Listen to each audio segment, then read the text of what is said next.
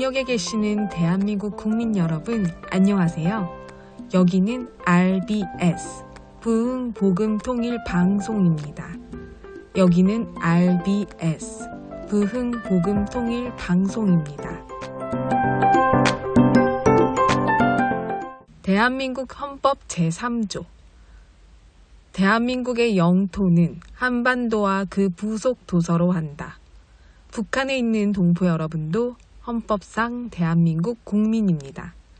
혹시 지금 북한을 탈출한 분들 중에 중국 외에 태국, 라오스 등 제3국에 계시다면 대한민국을 국적으로 이야기하십시오. 대한민국, 사우스 코리아라고 이야기하십시오.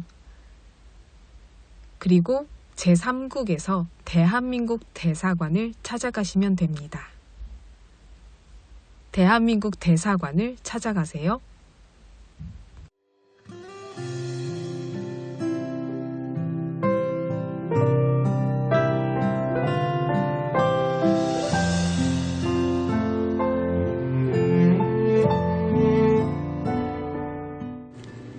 오늘은 서해 수호의 날입니다.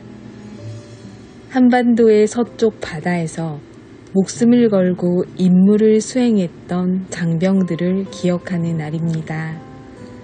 2002년 제2연평해전, 2010년 천안함 폭침 사건, 그리고 같은 해 연평도 포격, 북한 정권의 지시하에 북한군의 공격으로 발생했고 그로 인해 많은 이들이 목숨을 잃었습니다. 갑자기 닥친 비극 속에서 돌아오지 못한 이들의 이름은 아직도 가족과 동료들의 마음속에 남아 있습니다. 우리는 이날을 통해 과거의 아픔을 외면하지 않고 평화를 지키려 했던 우리 장병들의 희생을 되새깁니다.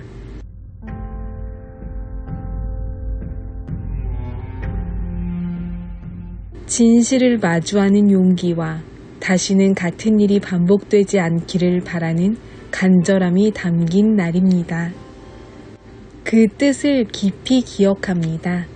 가족을 지키기 위해, 더 나아가 국민의 안전을 위해, 그리고 나라의 안보를 위해 자신을 희생한 그 숭고한 희생을 기억합니다.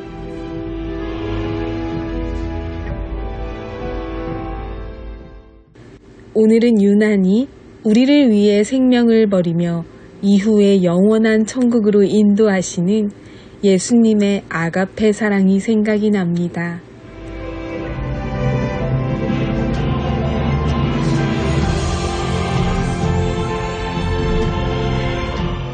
오늘도 찬양으로 RBS 시작합니다. 찬양 후에 날씨 예보 전해드립니다.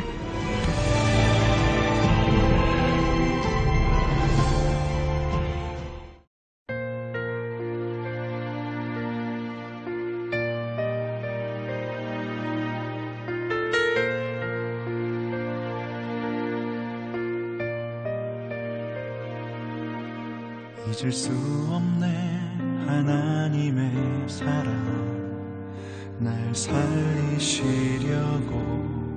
주신 생명, 내 십자가 지고 오르신 갈보리 언덕, 날 향한 사랑 때문에 나는 보았네. 피 묻은 십자가, 날 구하시려고 흘린 사랑, 나를 바라보시며 흘리신 용서의 눈물, 날 향한 사랑 때문에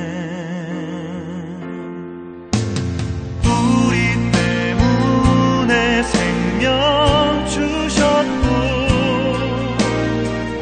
우리 때문에 고통 당하셨네.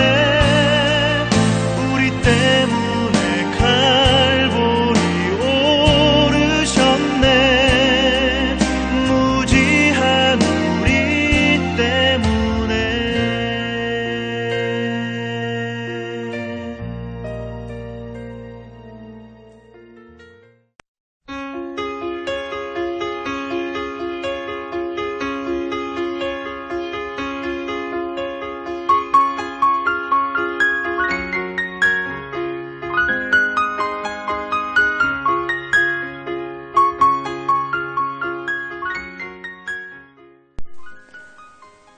북한 종합날씨예보입니다.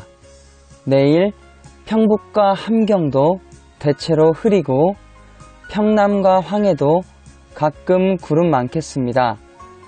새벽부터 오후 사이 함경도, 오전에 평안도와 황해도 비 또는 눈 오는 곳이 있겠습니다.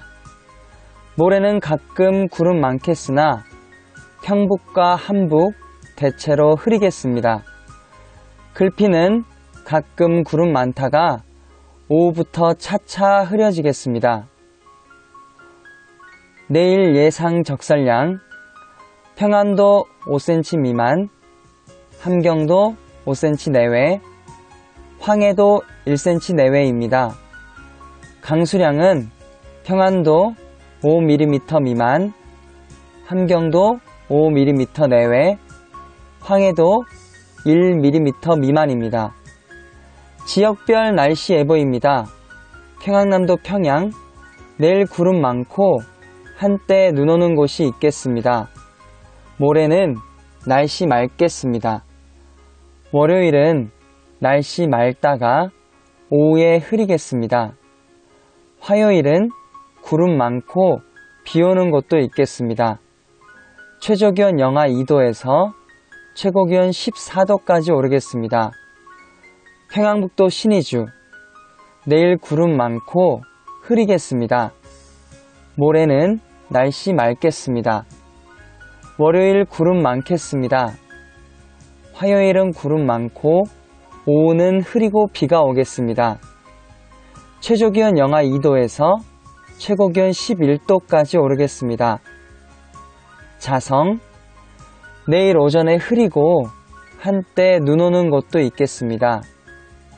오후부터 모레까지 날씨 흐리겠습니다. 월요일은 구름 많고 흐리겠습니다. 화요일은 구름 많고 오후에 흐리고 비 오겠습니다. 최저기온 영하 8도에서 최고기온 9도까지 오르겠습니다. 황해도 해주, 내일 오전에 구름 많다가 월요일 오전까지 날씨 맑겠습니다. 오후에 잠깐 흐렸다가 화요일에 다시 날씨 맑아지겠습니다. 최저기온 영하 1도에서 최고기온 11도까지 오르겠습니다. 개성, 내일 오전에 구름 많고 한때 비 오는 곳도 있겠습니다. 오후부터 월요일 오전까지 날씨 맑겠습니다. 오후에는 구름 많다가 화요일에 다시 날씨 맑아지겠습니다. 최저기온 영하 2도에서 최고기온 12도까지 오르겠습니다. 함경남도 함흥, 내일 맑다가 구름 많아지겠습니다. 모레부터 월요일 오전까지 날씨 맑겠습니다. 오후부터는 구름 많아지겠습니다.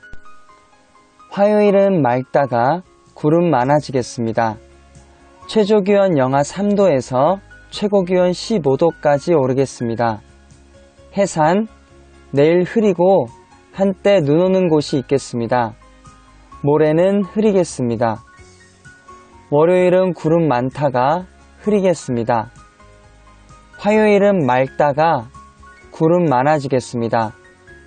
최저기온 영하 11도에서 최고기온 7도까지 오르겠습니다.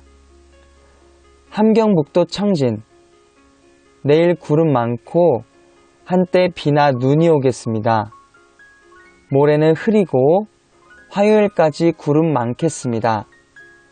최저기온 영하 2도에서 최고기온 8도까지 오르겠습니다. 무산, 내일 흐리고 한때 눈 오는 곳이 있겠습니다. 모레부터 월요일까지는 날씨 흐리겠습니다. 화요일은 구름 많겠습니다. 최저기온 영하 16도에서 최고기온 0도까지 오를 예정입니다. 바다 날씨 예보입니다. 동해 북부 앞바다, 내일 한때 비나 눈이 오는 곳이 있겠습니다. 모레는 구름 많겠습니다. 월요일은 오전에 맑다가 오후에 구름 많아지겠습니다. 화요일은 날씨 맑겠습니다. 동해 북부 먼바다, 내일부터 모레 오전까지 흐리고 비나 눈이 오는 곳이 있겠습니다. 오후에는 구름 많겠습니다. 월요일은 오전에 날씨 맑다가 오후에 구름 많아지겠습니다. 화요일은 날씨 맑겠습니다. 파고는 앞바다 0.5에서 1.5m 되겠고 먼바다 1에서 3.5m 되겠습니다. 서해 북부 앞바다와 먼바다 내일 구름 많겠습니다. 모레는 구름 많다가 오후에 맑아지겠습니다. 월요일은 맑다가 오후에 다시 구름 많아지겠습니다. 화요일은 날씨 맑겠습니다. 파고는 앞바다 0.5에서 1.5m, 먼바다 1에서 2m 되겠습니다. 오늘의 말씀. 내가 여호와를 항상 내 앞에 모심이여. 내가 여호와를 항상 내 앞에 모심이여. 그가 나의 오른쪽에 계심으로 그가 나의 오른쪽에 계심으로 내가 흔들리지 아니하리로다. 내가 흔들리지 아니하리로다. 내가 여호와를 항상 내 앞에 모심이여. 그가 나의 오른쪽에 계심으로 내가 흔들리지 아니하리로다. 시편 16편 8절 말씀. 아멘. 이상 날씨였습니다.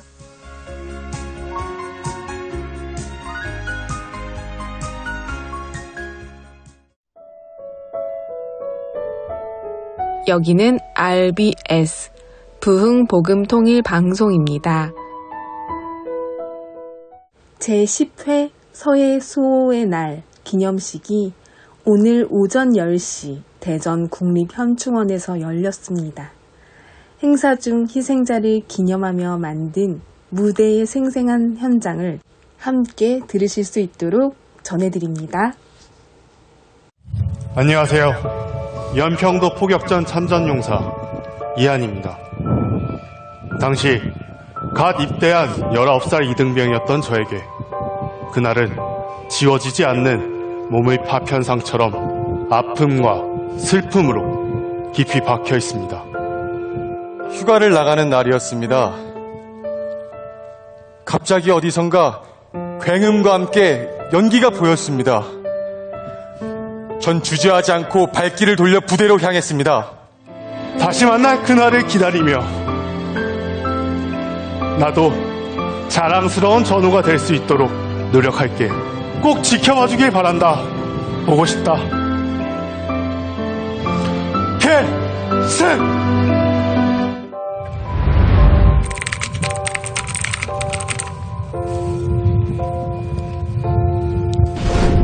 안녕하세요. 연평도 포격전 참전용사 이한입니다. 당시 갓 입대한 19살 이등병이었던 저에게 그날은 지워지지 않는 몸의 파편상처럼 아픔과 슬픔으로 깊이 박혀 있습니다. 하지만 이 상처들을 바라보며 저는 늘 생각합니다. 부끄럽지 않은 삶을 살아가는 것, 그리고 잊지 않고 기억하는 것이 지워지지 않는 이 상처들의 이유라고. 우리의 바다, 서해를 지키는 것은 지금도 변치 않는 서해수 55 용사의 하나된 사명입니다. 2002년 6월 29일 연평도 서남방 해상에 북한 경비정 2척이 북방 한계선을 침범하였다. 북한 대형 경비정이 참수리 357정에 악의적 기습 공격을 가했으나 우리 장병들의 불굴의 투혼으로 북한 경비정을 격퇴하고 NLL을 사수하였다. 교전 결과 전사 6명, 부상 19명의 피해를 입었다.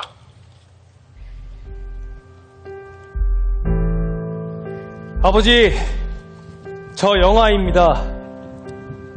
푸르름을 머금고 봄의 기운이 싹 트고 있네요.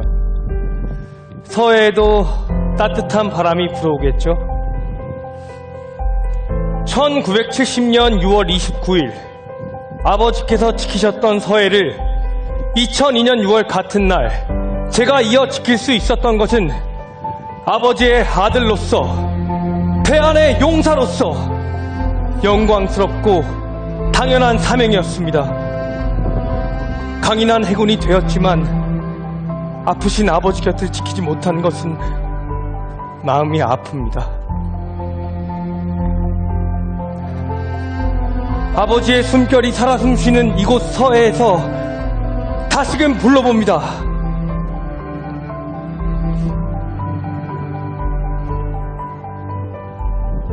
아버지, 보고 싶습니다. 그리고 사랑합니다. 아들 영아, 올리.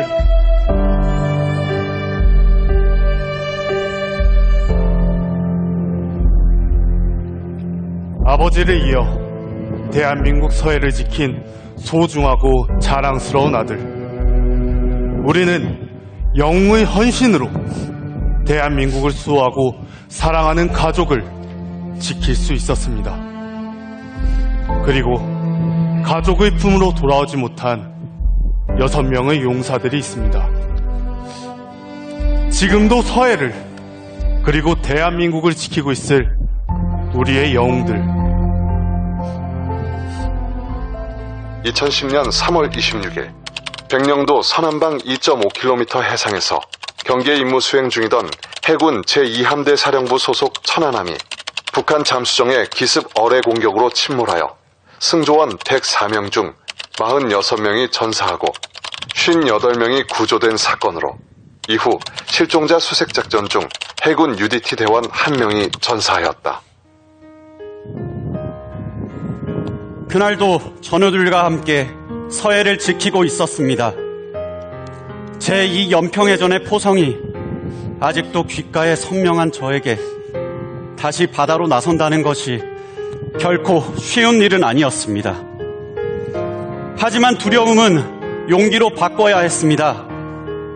사랑하는 가족, 그리고 곁에서 함께 싸워준 전우들이 있었기에 주저함 없이 다시 한번 바다를 지킬 수 있었습니다. 이창기 준위, 최한권 원사, 장진선 중사, 강태민 상병, 정태준 일병, 그리고 저 상사 박경수. 조국을 향한 충성과 희생이 깃든 바다 서해. 우리는 우리를 기억하는 모든 이들의 가슴 속에서 영원히 살아 있습니다.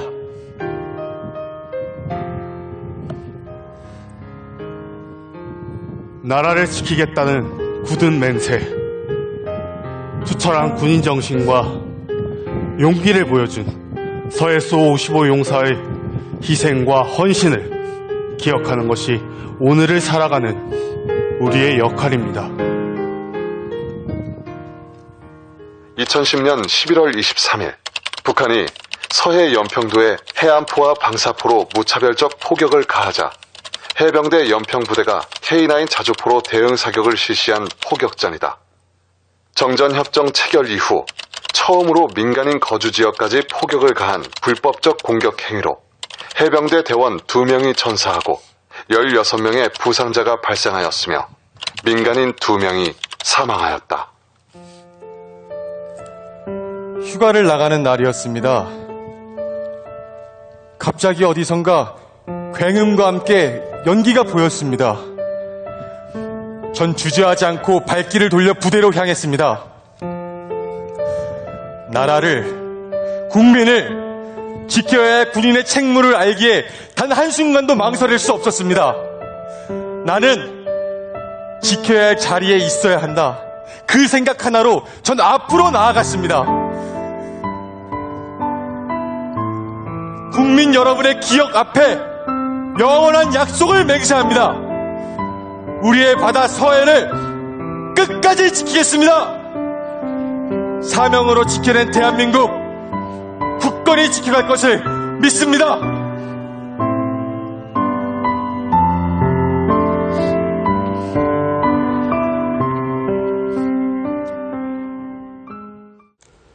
이 시간은 대한민국 역사 강의 시간입니다. 올바른 역사관을 배우고 건강한 통일한국을 만들어가기 위한 소중한 시간인데요. 오늘은 4번째 시간으로 조선을 묻고 있던 종의 멍에 왕정제도 편을 이어서 듣겠습니다. 대한민국의 근현대사를 성경적 세계관으로 알리고 전하는 대한역사문화원의 한국 근현대사 바로 알기 특강입니다. 청나라에서 파견된 사람들이 조선 땅을 누비면서 왕 행세를 하고 계속해서 조선의 백성들을 못 살게 구는 그런 상황들이 되어버리게 된 거죠.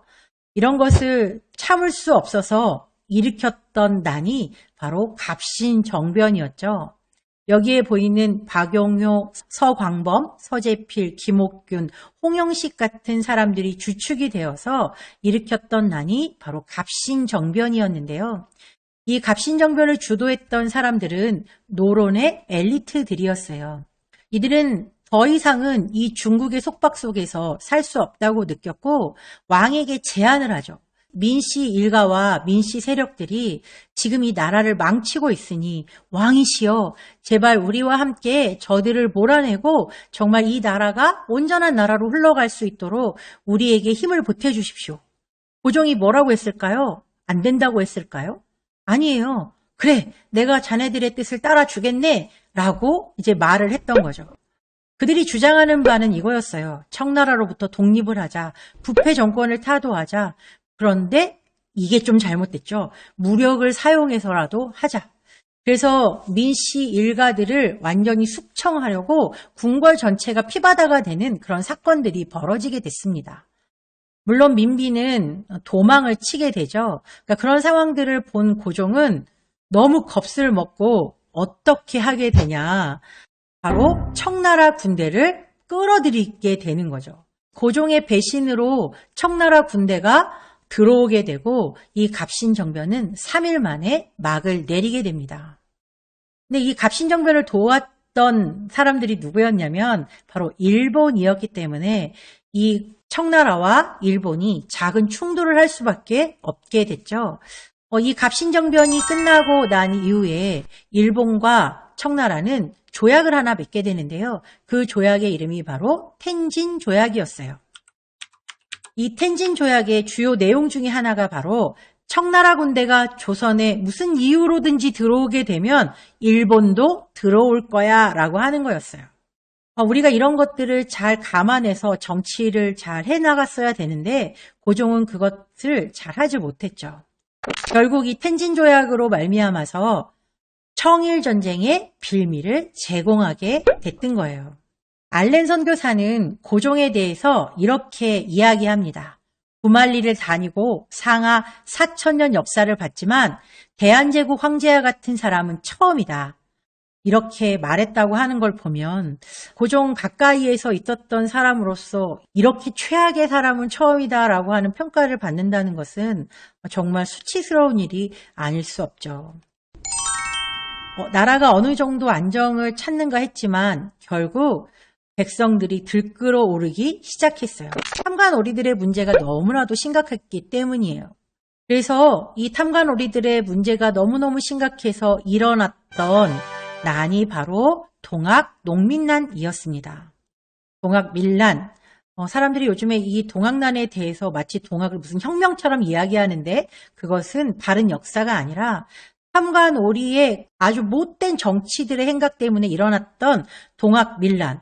이 밀란을 해결하자면 방법은 아주 단순했어요. 탐관오리를 다 내어 쫓으면 그만이었는데 고종은 그렇게 하지 않았어요. 그리고 그는 아주 바보 같은 선택을 하는데 청나라 군대를 불러서 백성들을 잡으라고 말한 거예요. 그리고 그들을 향해서 괴수다라는 표현을 쓰고 있죠. 그래서 청나라 군대가 들어오게 되죠. 조선 땅으로. 그런데 아까 조금 전에 우리가 텐진 조약 얘기를 했었잖아요. 그 텐진 조약에 따르면 청나라 군대가 조선에 들어오면 일본 군대도 조선에 들어온다. 일본 군대 역시도 조선에 들어와서 일어난 전쟁, 바로 이것이 청일 전쟁이었어요. 이 청일 전쟁에 가장 결정적인 역할을 한 사람은 바로 고종이었다고 해도 과언이 아닐 것입니다. 왜냐하면 이미 텐진 조약에서 청나라 군대가 조선 땅에 들어오는 순간 일본 군대도 들어온다고 하는 그런 조약의 사항들이 있었다면 국제 정세를 잘 살펴서 어떻게 우리가 이 난을 진압할 것인지 스스로 대책을 세웠어야 하는데 고종은 그러지 않았던 거죠. 이게 바로 조선이라는 나라의 마지막 왕이었던 고종의 실체였다는 걸 우리가 기억했으면 좋겠습니다.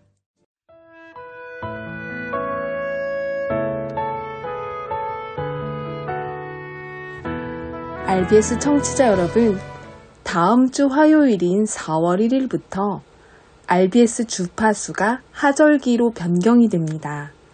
주파수 안내드립니다. 9470kHz, 9470kHz로 변경이 됩니다. 4월부터 10월까지 하절기 주파수 9400kHz로 RBS는 계속 소식을 전해드리겠습니다. 항상 함께 해주셔서 감사합니다. 복음통일을 향해 달려가는 RBS는 희망과 자유의 소식으로 우리 동포 여러분께 계속해서 달려가겠습니다. RBS 청취자 여러분, 주님 안에서 정말 많이 사랑합니다. 저는 4월인 다음 주 화요일 밤 11시에 또 찾아올게요. 서울에서 방한나였습니다.